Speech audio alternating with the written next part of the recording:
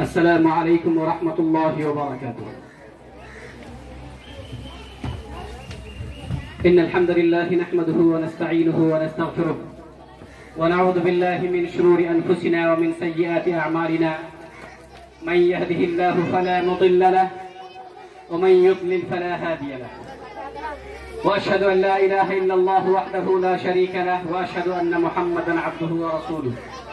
أما بعد، أعوذ بالله من الشيطان الرجيم. بسم الله الرحمن الرحيم.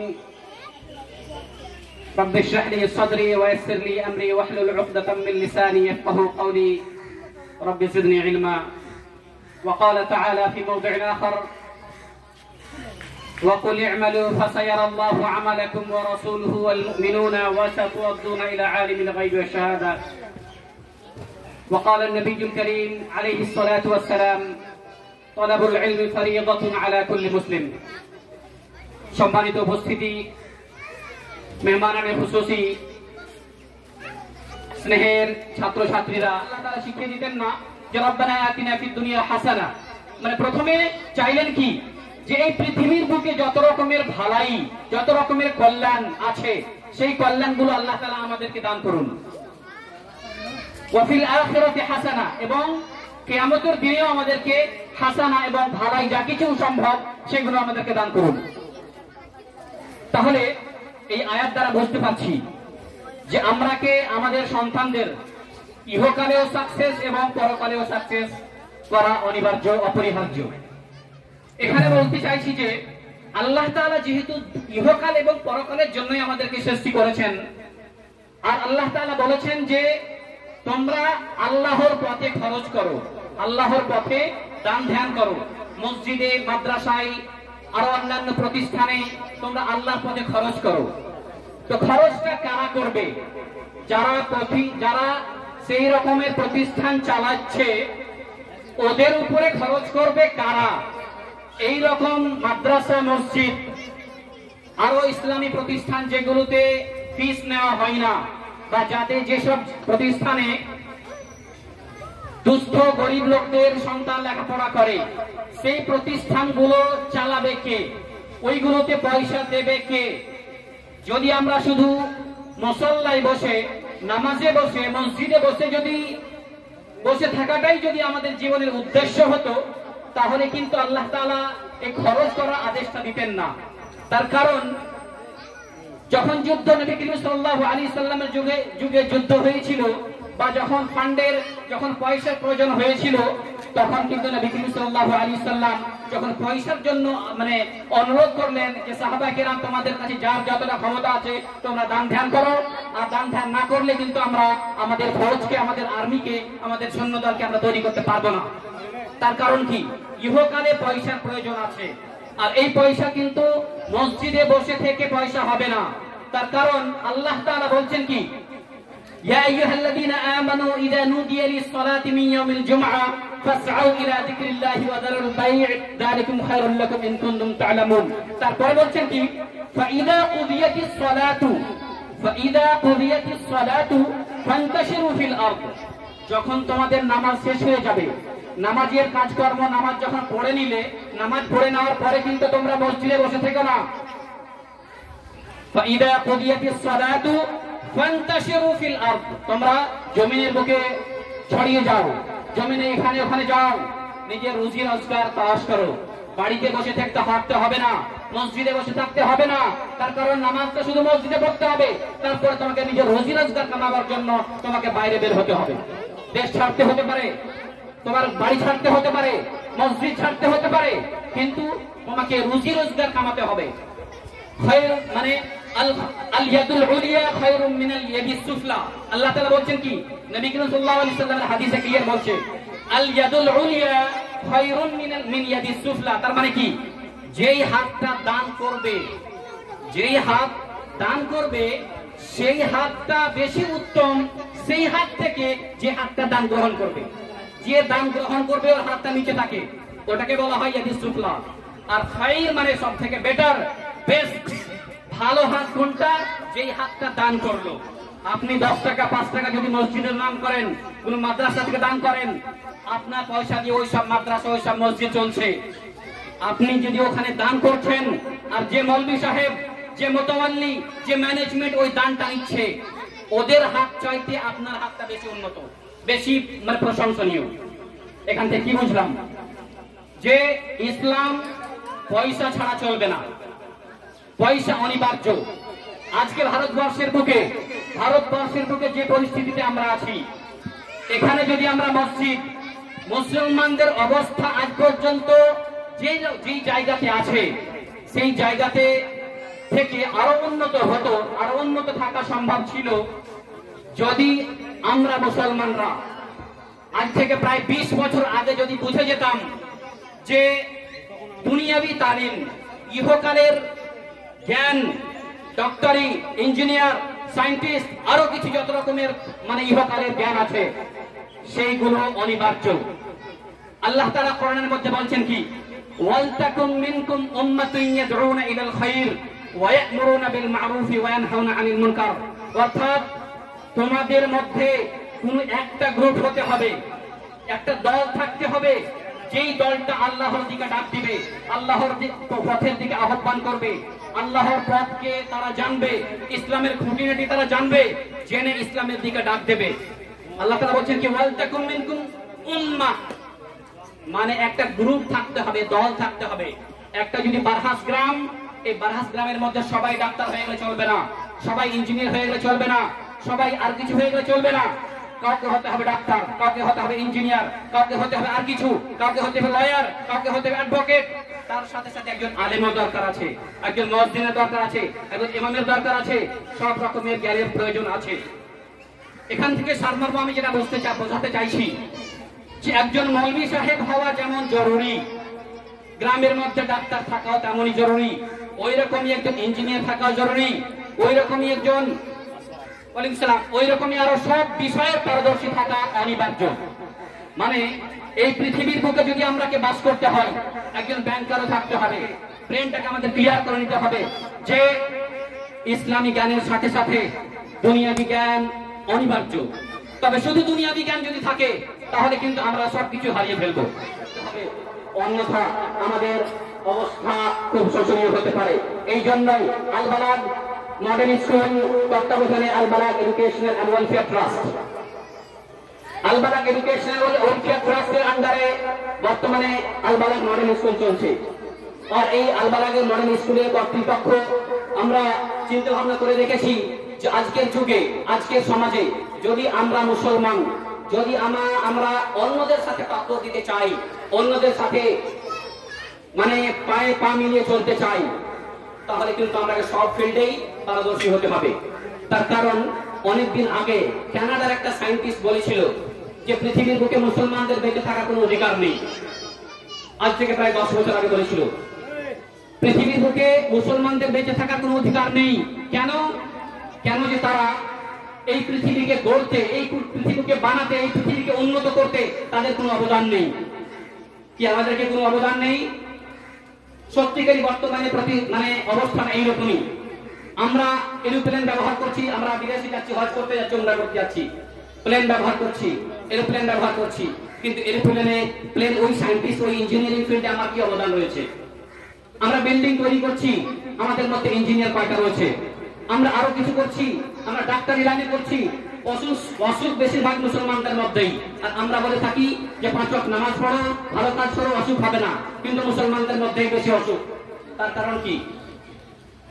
যদি আমাদের মধ্যে অসুখ বেশি থাকে, আপনি যে বড় বড় হসপিটাল গুলো দেখেন, হিন্দুদের সংখ্যা কতটা আছে, নন মুসলিমদের সংখ্যা কতটা আছে, আর কতটা মুসলমানদের সংখ্যা। ম্যানেজমেন্ট পুরোটাই নন মুসলিম, কিন্তু পেশেন্ট দেখেন বেশিরভাগ মুসলিম আছে। এগুলোর মধ্যে আমরা যে কানাডিয়ান সায়েন্টিস্ট বললো যে মুসলমানদের কোনো অধিকার নেই, তার কারণ ওরা পৃথিবীর ভালো ভালো জিনিসকে ব্যবহার করছে, কিন্তু এটা এরা তৈরি করে না। এরকমই যদি হয় তাহলে কিন্তু আমরাকে এখনই শুনতে যেতে হবে। তার কারণ আল্লাহ তাআলা কোরআনে বলছেন, ওয়া আনতুমুল আ'লাউনা ইন কুনতুম মুমিনিন, যদি তোমরা সত্যিকারী মুমিন হও তাহলে তোমরাই হবে সর্বোপরি, সর্বের উপরে, আর তোমরাই হবে সবচেয়ে শক্তিশালী। কিন্তু আমাদের পূর্বজরা, আমাদের নেতামাথারা, ইমাম আইম্মায়ে কেরাম, তিনাদের দ্বারা সবকিছু হয়েছিল। তিনারা সায়েন্টিস্ট ছিলেন, তিনারা ডাক্তার ছিলেন, তিনারা সত্যিকারী আলাউল ছিলেন। ওনাদের ক্ষমতা বেশি ছিল, কারণ ওনাদের মধ্যে ঈমান ছিল এবং জ্ঞান ছিল। আর আমরা আজকে জ্ঞান থেকে পিছিয়ে আছি। এই যে জ্ঞানটা, আমাদের জ্ঞান কিভাবে আরো বৃদ্ধি করা যায়, আমাদের সিস্টেম অনুযায়ী আমরা একটা করেছি কি, আপনাদের বাচ্চাদের, সন্তানদের অবস্থা পরিস্থিতিকে বুঝে আমরা বাধ্য হয়ে একটা সিস্টেম অ্যাপ্লাই করতে চলেছি। যে এখন পর্যন্ত আমরা যেভাবে পড়াচ্ছি, বা ভারতবর্ষে বা পশ্চিমবঙ্গে 99% মাদ্রাসা এবং ইসলামিক সংস্থা যে প্ল্যান অনুযায়ী চলে, সেই প্ল্যানের উদাহরণটা আপনাকে দিয়ে দিচ্ছি। উদাহরণটা হচ্ছে এমনই যে, মনে করলেন যে এখানে বাঘ আছে, ভাল্লুক আছে, বিড়াল আছে, বানর আছে, মাছ আছে, কুমির আছে, আর কেউ আছে।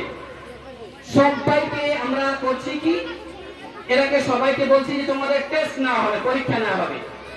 তখন পরীক্ষা, যেহেতু আমরা একটা সংস্থা চালাচ্ছি, পরীক্ষা তো সবারই এক সমান হতে হবে, বরাবর হতে হবে। আর সেই পরীক্ষা নিতে গিয়ে তোমরা কি করতে হবে কি, এই যে বিল্ডিংটা দেখছো, এই বিল্ডিং এর উপরে যে তাড়াতাড়ি চড়তে পারবে সে হচ্ছে সাকসেস। এখানে বানর আছে, এখানে বিড়াল আছে, এখানে মাছ আছে, এখানে গাধা আছে, এখানে ভাল্লুক আছে, এখানে পিঁপড়ে আছে। এই বিল্ডিংটার উপরে কে চড়তে পারবে? আগে বানর চড়তে পারবে। চলো, এই জায়গাতে বানর ফার্স্ট হয়ে গেল।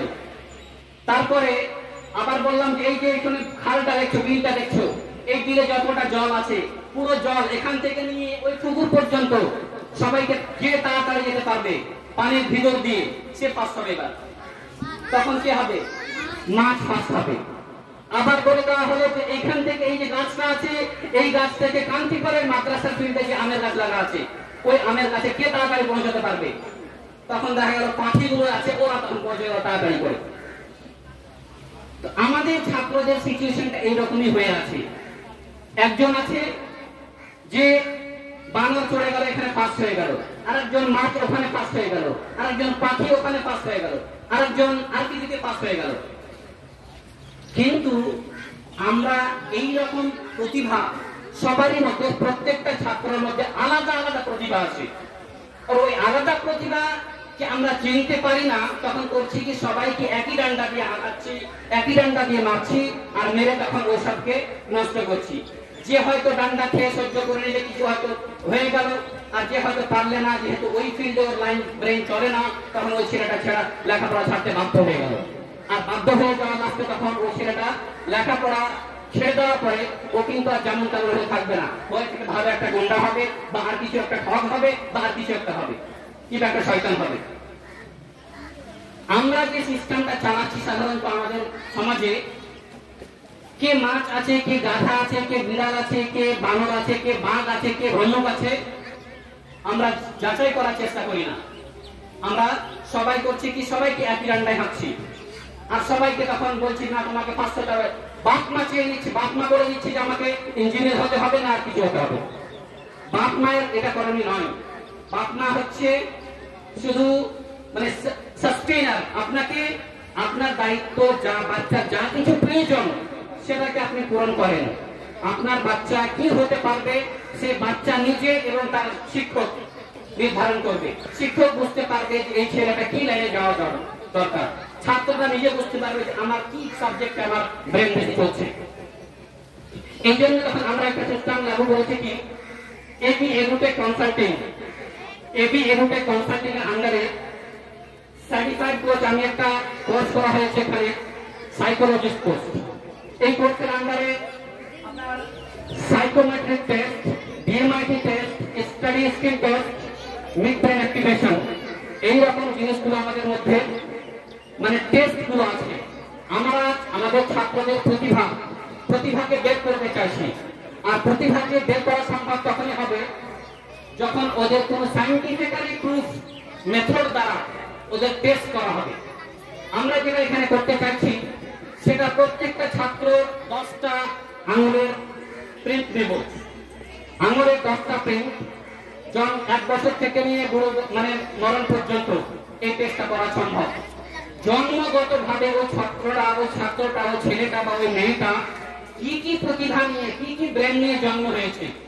সাধারণত মানুষের মাথায় 10টা ব্রেন আছে, আর 10টা ব্রেনকে 8 ভাগে ভাগ করা হয়েছে, মানে 8 রকমের কাজ হয় আমাদের দ্বারা, ব্রেনের দ্বারা। তো কোন ফিল্ডে কোন বাচ্চা কিভাবে কেমন ব্রেন চলছে ওই টেস্টের মাধ্যমে ধরা পড়বে। আর ওই টেস্টটা যদি আমরা করি, একটু ধ্যান দিয়ে শুনবেন, ওই টেস্টটা যদি আমরা করি তাহলে আপনার ছেলে, আমরা যে বলছি যে ওখানে কমজোর আছে কিছু বা কোনো এক বিষয়ে কমজোর আছে, আর এই কমজোরটা আপনি বলছেন যে আমার ছেলে অঙ্কতে পারে না, ইংরেজিতে পারে না, আর কোন সাবজেক্টে পারে না, কেন পারে না, কি অসুবিধা আছে, এই টেস্টের মাধ্যমে ধরা পড়বে। যেই ফিল্ডটা 8টা জীবনে বাস করার মতো, চলার মতো 8 রকমের প্রতিভা হয়, এই ট্যালেন্ট গুলো আমরা এর মাধ্যমে আমরা টেস্ট করতে পারবো। আর এখান থেকে আমরা নিজের প্রত্যেকটা ছাত্রকে টেস্ট করার পরে যার ব্রেন যেই দিকে চলছে সেই দিকে তাকে ডাইরেকশন দেওয়া হবে, এবং যার ব্রেন যেই ব্রেনটা সব থেকে কম চলছে সেই ব্রেনটাকে ট্রেনিং এর মাধ্যমে আরো ছেড়ে তোলা হবে। ওরকমই আরো এই যে এখন বলছিলাম যে ইঞ্জিনিয়ার সায়েন্টিস্ট সব কিছু আমাদের প্রয়োজন আছে। এখন মনে করেন যে আলহামদুলিল্লাহ আপনাদের আলবারাক মডেল স্কুল বা আলবারাক এডুকেশনাল এন্ড ওয়েলফেয়ার ট্রাস্টের আন্ডারে যে স্কুলটা চলছে, এর আন্ডারে আরেকটা চলছে আলবারাক কোরআন একাডেমি। এই কোরআন একাডেমি এবং আলবারাক মডেল স্কুল, এই স্কুলের বিল্ডিং এখন আমরা এই ছোট্ট একটা বিল্ডিং এর মধ্যে দেখছি, কিন্তু আলহামদুলিল্লাহ আলহামদুলিল্লাহ আমার আব্বার অবদান এবং আমাদের গ্রামবাসীর সাপোর্ট নিয়ে আমরা আমাদের মাঠে এখানে এই যে ব্রিজ থেকে গিয়ে দুই তিনটা করার পরে 2-3টা জমির পরে এখানে জমি আলহামদুলিল্লাহ পাওয়া গেছে, রাস্তার ব্যবস্থা আলহামদুলিল্লাহ হয়ে গেছে। যাদের জমি দিয়ে রাস্তা হেঁটে যাব বা ব্যবহার করব তারা মৌখিকভাবে পারমিশন দিয়ে দিয়েছে আলহামদুলিল্লাহ, কিন্তু আমাদের ইঞ্জিনিয়ারের মানে প্ল্যান অনুযায়ী কমপক্ষে একটা এনওসি লিখিত লাগবে, ওরা আমরা সেটা বুঝিয়ে আমরা নিয়ে নেবো ইনশাআল্লাহ। আর খুব তাড়াতাড়ি আমাদের একটা বড় একটা প্রজেক্ট শুরু হচ্ছে, সেই প্রজেক্টটা হবে ইনশাআল্লাহ একটা বড় একটা মসজিদ 80/55। মুসলমানদের মধ্যে আপনাদের কোন ইঞ্জিনিয়ার খুব খুঁজা হলো, কোন ইঞ্জিনিয়ার পাওয়া গেল না। এখন একটা বিল্ডিং বানাবো, এই বিল্ডিংটার জন্য কি প্ল্যানিং লাগবে, কি মেথড লাগবে, কি সিস্টেম লাগবে, কোন জিনিস নেই। এগুলো করবে কে? আমাদের লড়াই ঝগড়া, ভাই ভাই দ্বন্দ্ব, মারামারি হতেই থাকে। এই মারামারিগুলো সমাধানটা করবে কে? মানে ইংলিশ মিডিয়াম স্কুল থেকে পাস করাকে বলবেন যে এখন তো কেউ নেই, আপনি যে বিয়োগ করে লেখাপড়া এমন করে করবেন, তার ক্ষমতা হবে না। কিন্তু আমরা ইনশাআল্লাহ তৈরি করছি আমাদের ইঞ্জিনিয়ার, আমাদের ডাক্তার, আমাদের সায়েন্টিস্ট, আমাদের লয়ার, আমাদের অ্যাডভোকেট সবাই কোরআনের ইমাম, কোরআনের ইমাম হতে পারবে। সে কোরআনকে ভালোভাবে পাঠ করতে পারবে, সে সুন্দর করে সব ফিল্ডে আপনার মরণ কালে জানাজা আপনার ছেলে পড়াবে, অন্য কোনো মর্মে সাহেব ভাড়া নিয়ে আসতে হবে না। আপনার ছেলে যেন আপনার জানাজা পড়াতে পারে, আপনার ইমাম বাড়ির মধ্যে যেন একজন ইমাম হয়। রমজান মাসে নিজের স্ত্রীদের মসজিদে না পাঠিয়ে বাড়ির মধ্যে ইমাম বানান, বাড়ির মধ্যে মহিলাদের জামাত করেন, ওখানে একজন ইমাম থাকবে, পুরুষ ইমাম থাকবে, মহিলা ইমাম থাকতে পারে, অসুবিধা নেই ইনশাআল্লাহ।